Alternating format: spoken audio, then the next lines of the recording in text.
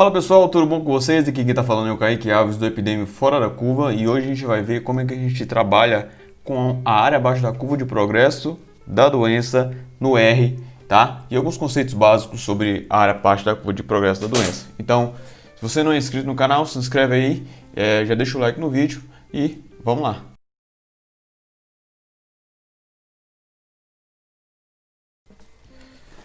Pessoal, antes da gente começar a parte prática de lá calcular abaixo da curva de progresso no R, eu vou mostrar para vocês aqui uma coisa rápida aqui de que é essa área abaixo da curva de progresso e o que ela representa no final das contas, tá? Então eu preparei uma pequena apresentação aqui rapidinho só para vocês verem o que é essa área abaixo da curva de progresso da doença, também chamada de AACPD, tá?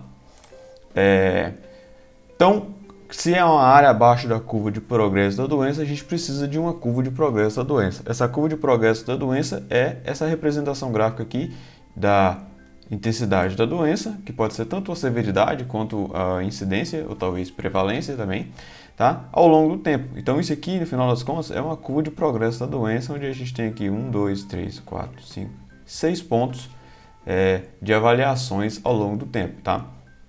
Normalmente essa representação ela é colocada assim, em forma de um gráfico de pontos com linhas assim, quando os pontos são ligados um com o outro, tá?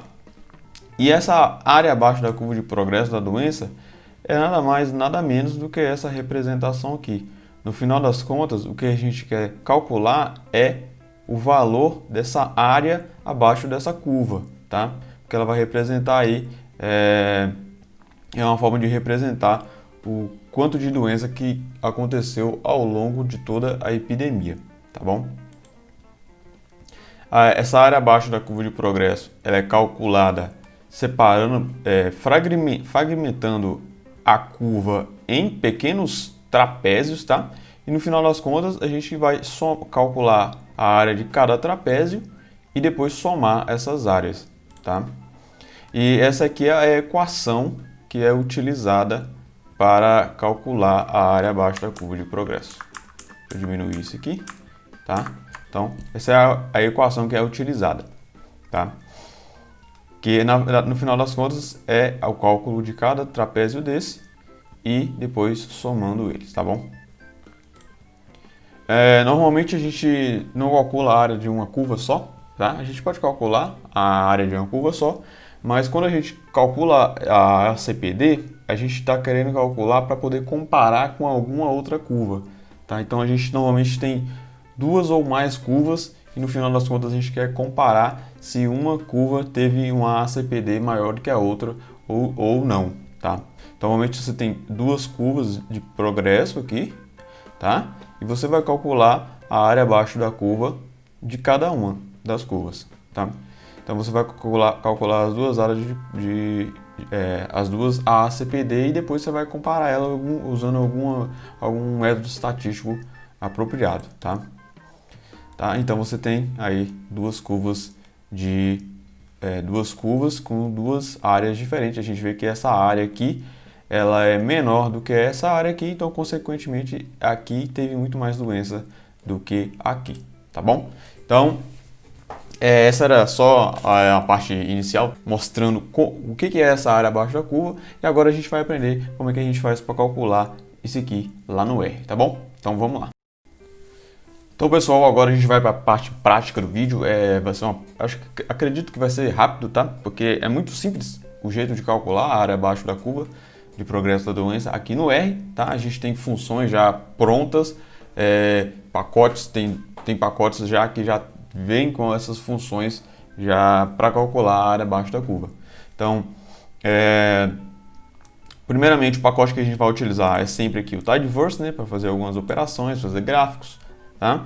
Depois, o pacote que a gente vai utilizar para simular a curva de progresso da doença é esse pacote aqui, chama EpiFitter. É um pacote que eu estou desenvolvendo, tá? Eu vou ensinar vocês como é que faz para instalar ele, porque ele ainda não tem como a gente instalar ele por aqui, pelo install do RStudio, tá bom? Então, o jeito de que você não consegue instalar ele por aqui, tá vendo? Ele não tem aqui, tá? Porque ele ainda está em desenvolvimento. tá? E pacotes em desenvolvimento a gente faz de outra forma para instalar, tá? Mas tem um pacote também que a gente pode utilizar para calcular a área abaixo da curva de progresso, é esse pacote aqui, Agricolae, tá? Que é um pacote assim, já bem estabelecido na área assim, da agronomia, assim, da área de análise de dados, tá? E ele também tem funções próprias para calcular a área baixa da curva de progresso, e é basicamente da mesma forma que eu vou te mostrar aqui quando você utiliza o Epifeeder, tá? Então, para instalar o Epifeeder, é só você pegar esse código aqui, tá? Eu vou deixar o link aí na descrição, tá? Para você pegar esse código aqui. Então, você só pegar esse código aqui, você vai copiar ele, você pode rodar ele aqui mesmo, ou você pode copiar ele, colar aqui e rodar, apertar Enter aqui e ele vai instalar para você, tá bom? Pode ser que ele peça para você atualizar algum pacote, mas você não precisa atualizar nenhum pacote, é só você prosseguir até o final, tá? Então, depois que você instalar esse aqui, você precisa só carregar o pacote aqui, que você vai poder reproduzir essa análise aqui que a gente vai fazer agora, tá? Então, primeiro a gente precisa de uma curva de progresso da doença, né? O Epifeeder, ele tem essa função aqui que serve para a gente simular uma curva de progresso qualquer, tá? Esse aqui, SimLogistic, ela vai simular uma epidemia utilizando o modelo logístico, tá? Aqui são alguns dos argumentos que a gente usa, tá? Mas depois você pode ir lá no tutorial do pacote e você vai ver o que esses argumentos aqui significam. Mas no final das contas a gente vai ter uma curva com uma taxa de infecção de 0,3 e um inóculo inicial aqui de 0,01, tá bom? Então, e outra coisa aqui, a gente vai utilizar um total de 7 repetições por ponto no tempo, tá? Então a gente rodar isso aqui, eu não rodei os pacotes aqui ainda, né? Então não se esqueçam, tem que sempre rodar os pacotes. O Tidyverse sempre demora um pouquinho para rodar, tá bom? Aí já aparece aqui, já rodou.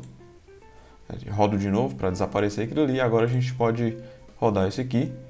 Então a gente tem aqui, a gente tem as repetições, o tempo, aqui o valor de intensidade da doença do modelo, e aqui é o valor da intensidade da doença considerando a variação entre repetições, tá bom? Então aqui a gente vai visualizar, então a gente usa um ggplot. Se você não viu os vídeos de ggplot no canal, você pode ir lá no canal e ver os vídeos que a gente utiliza o ggplot. A gente aprende a usar a função geoPoint e geoOnline. Então o que eu estou fazendo aqui? Eu chamo o DataFrame aqui, tá? Dou um pipe, Ctrl Shift M, aqui para dar o pipe, Ctrl Shift M. Depois eu chamo ggplot, no eixo X é o tempo, no eixo Y o valor de intensidade da doença considerando as repetições, e eu vou agrupar cada linha, eu vou ter uma curva para cada repetição. Então vocês vão ver que vai ter uma curva para cada repetição, tá bom? Porque o que eu quero fazer? Eu quero calcular a área abaixo da curva de progresso para cada repetição, para depois eu ter uma variação de área abaixo da curva de progresso, tá? Depois eu dou um geoPoint e um geoOnline para conectar os pontos, tá? Então vai ficar mais ou menos assim. Deixa eu puxar esse aqui mais para cá para vocês verem o código direitinho. Então fica desse jeito. A gente vê que cada linha dessa aqui é a curva de uma repetição. A gente está considerando que a gente avaliou nas mesmas repetições ao longo do tempo. Então vocês podem ver que existe uma variação aqui na epidemia, e no final das contas a gente vai calcular a área abaixo de cada uma dessas curvas aqui, a área abaixo de cada uma das repetições, tá bom? Então, como que a gente vai fazer isso? Deixa eu salvar aqui logo. Lembrem sempre de salvar, né? Tá? Como é que a gente faz? A gente quer calcular a área abaixo da curva de progresso para cada repetição. Então, quando a gente quer fazer esse tipo de análise agrupada para cada nível de um fator, por exemplo, as repetições, então a gente vai agrupar aqui. A gente chama primeiro o banco de dados, que chama EPI aqui, tá? A gente vai dar um pipe e agrupar por repetições, tá bom? Depois disso, a gente dá outro pipe e vai colocar um summarize. O que essa função summarize faz? Ela pega um conjunto de valores e transforma e calcula algum valor que sumariza, que junta aquele monte de informação e transforma em um valor só. Então a gente vai fazer isso. A a gente vai utilizar essa função aqui, AUDPC, que é uma função do pacote epifeater, tá? E o pacote Agricola tem uma função que também é muito parecida com essa aqui, só que ao invés de AUDPC maiúsculo, é AUDPC minúsculo, tá bom? Agora é só você rodar esse aqui e você vai ter os valores aqui de ACPD para cada repetições. Por quê? Porque a gente agrupou por repetição aqui, tá bom? Mais pra frente eu vou mostrar para vocês como é que se a gente tiver vários tratamentos, a gente pode agrupar também por repetição e tratamento, tá certo? Então a gente vê aqui que a gente tem o valor de ACPD para cada repetição, tá certo? Beleza. Agora a gente vai ter duas epidemias, tá? Porque eu vou mostrar para vocês como é que a gente faz o cálculo quando a gente tem vários tratamentos. No caso aqui eu coloquei dois só para exemplificar. Então a gente tem aqui a primeira epidemia, tá? Temos uma epidemia aqui, primeira epidemia, EPI1, que a gente tem o inóculo inicial de 0,01, a taxa de 0,5.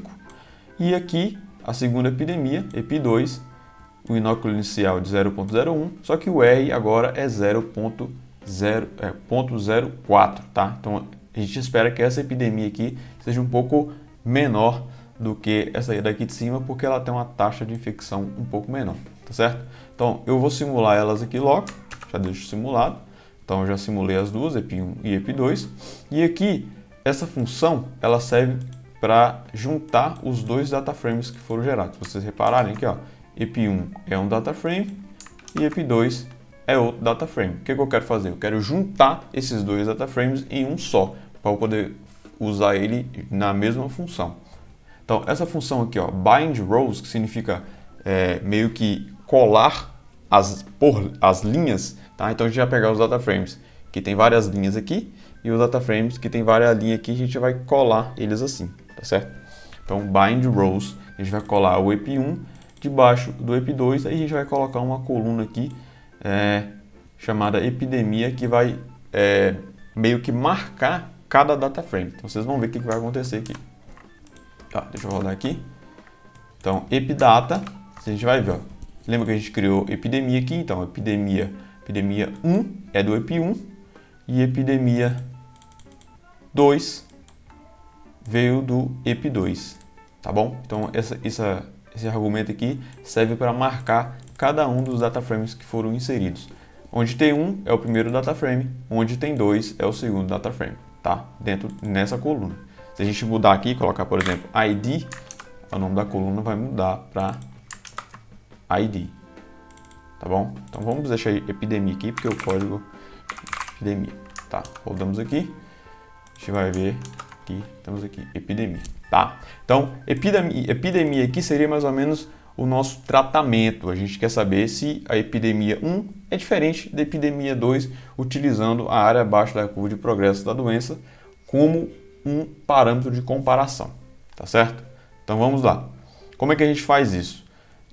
Primeira coisa, a gente vai visualizar isso aqui, tá?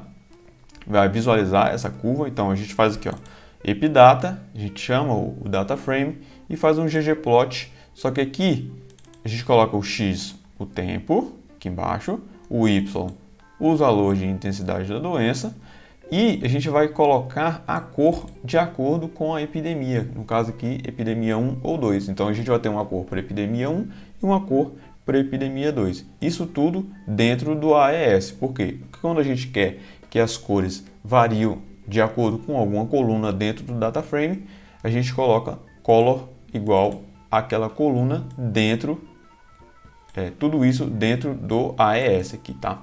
Então, beleza. E aí a gente faz um geopoint aqui, só para a gente poder visualizar os pontos de cada curva no gráfico. Então, deixa eu rodar isso aqui. A gente tem isso aqui, tá? A gente vê que a epidemia aqui, azul, a número 2, a gente colocou 0,4 de taxa de infecção. Ela está passando um pouco mais para baixo aqui, porque ela é uma epidemia menos intensa, tá bom? E a outra, a 1, tem 0,5 de taxa de infecção, então ela cresce um pouco mais rápido. A gente espera, então, que essas epidemias tenham que tenham ACPDs diferentes, tá? Como é que a gente faz isso? Vamos calcular para ver. Tá, então a gente vai calcular aqui. Epidata, tá? Epidata é o data frame que a gente usa. epidata aqui, tá? Onde tem todas as epidemias. Lembra que antes a gente tinha agrupado por repetições, agora a gente vai agrupar por epidemia e por repetição, tá? Então a gente vai ter a área abaixo da curva calculada por epidemia e para cada repetição dentro da epidemia, tá? E aqui a gente vai usar a função de novo, a UDPC do pacote Epifitter, tá? Que é um pacote que está em desenvolvimento, vocês viram lá como é que faz para instalar, tá? Então, utilizando a função Summarize, a gente calcula a CPD, lembrando que aqui você coloca de novo o valor de y e aqui o valor de x. Se eu não me engano, é isso que a gente faz. Para você ver como é que faz, você pode clicar aqui, ó. Então a gente vê aqui, ó. Primeiro você coloca o time e depois você coloca o y. Então aqui, ó, deixa eu colocar time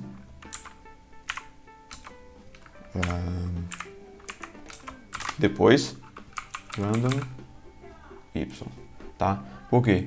Se você reparar, se você pegar a função e procurar ela aqui, ó, no help, você vai ver quais são as ordens que você coloca. Ou você coloca aqui, por exemplo, desse jeito, ó, time igual a time e depois y igual a random y. Então, você vai ver aqui, ó, y igual a random y. Se a gente rodar isso aqui, lembra que eu já atribuí aqui para a gente ter um data frame já salvo, então a gente tem já está atribuído, então é só você chamar o data frame que foi gerado aqui. Então a gente tem já o data frame com os valores de ACPD para cada epidemia, para cada repetição, tá? Então o que a gente faz agora? A gente vai ver como a gente vai visualizar esses valores aqui em um gráfico de pontos para cada epidemia, tá? Então, o que eu fiz? Um ggplot, onde eu coloco epidemia no eixo Y, no eixo X, e a ACPD aqui no eixo Y, e a gente vai plotar os pontos utilizando o GeoJitter, para a gente ter esses pontinhos aqui meio espalhados no gráfico, tá? Além disso, a gente vai fazer um GeoBoxPlot, tá? Esse fio igual a NA é para o preenchimento do boxplot ficar vazio, tá? E aqui esse size é só a grossura da linha aqui, tá? No GeoJitter, o size aqui é para o tamanho dos pontos e o widget aqui é para regular o tanto que está espalhando esses valores aqui. Aqui está 0.1, mas se eu botar 1, por exemplo, vocês vão ver que os valores vão ficar muito mais espalhados, tá? Então vamos deixar 0.1 para poder ficar um pouco menos espalhado. Então a gente pode ver aqui que, reparem, a epidemia 1 ela passa mais por cima aqui do que a epidemia 2, que passa um pouco mais para baixo. Então a gente espera que a epidemia 1 tenha maiores valores de ACPD. E é exatamente o que a gente está vendo aqui. A epidemia 1 tem maiores valores de ACPD do que na epidemia 2, tá bom? Tá? Com relação à comparação disso aqui, vou mostrar um teste assim, simples, tá? Que é um teste T para comparar esse aqui. A gente vai assumir que as pressuposições do teste T estão sendo atendidas, tá? Mas fica a recomendação aí, sempre que você for aplicar algum teste, você checa as pressuposições daquele teste antes de aplicá-lo definitivamente, tá bom? Aqui é só como um exemplo de implementação, então eu não vou me preocupar muito com esse tipo de pressuposição, tá? Mas sempre teste as pressuposições. Logo mais a gente vai ter vídeo aí falando sobre pressuposições e transformações de dados no R, tá bom? Então aqui a gente tem um teste T, onde a gente está testando se a ACPD ela está em função da epidemia, tá? E a gente vai usar aqui o p-valor como um parâmetro de comparação para ver se as ACPDs estão variando de acordo com a epidemia, tá? Então, para usar o teste T, você bota t.test, coloca a ACPD em função da epidemia. Se você tem tratamento, você pode, dependendo do nome que você colocou no seu data frame, você pode colocar TRAT, sei lá, fungicida, de acordo com o que você está trabalhando, tá?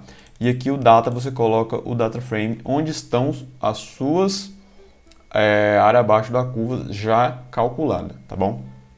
Então, se você rodar esse aqui, ele vai te retornar esse output aqui. Então, você tem o teste de comparação entre duas médias, e aqui o p-valor, que deu abaixo de 0,05, então a gente considera que existe uma diferença entre as duas médias, tá? A gente rejeita a hipótese de que elas são iguais. Então aqui você tem o valor então, estimado de média de cada um dos grupos, então aqui a média do grupo 1 é 20 e a média do grupo 2 é 18, e essas médias não são iguais, tá? Então basicamente é assim que a gente faz para calcular a área abaixo da curva de progresso. Lembrando que os pacotes que você vai utilizar para isso é o Tidyverse e Epifeater. O jeito de calcular o Epifeater eu já mostrei para vocês no início do vídeo, e eu vou deixar o link dos tutoriais do pacote Epifeater. Logo mais ele vai estar disponível para vocês poderem instalar ele direto do R aqui, tá? Que ele está em desenvolvimento, daqui a um dia a gente vai mandar ele para o repositório do R. Tá bom? Então, se você gostou do vídeo, compartilhe com seus amigos, se inscreve no canal, deixa o like aí no vídeo e até a próxima.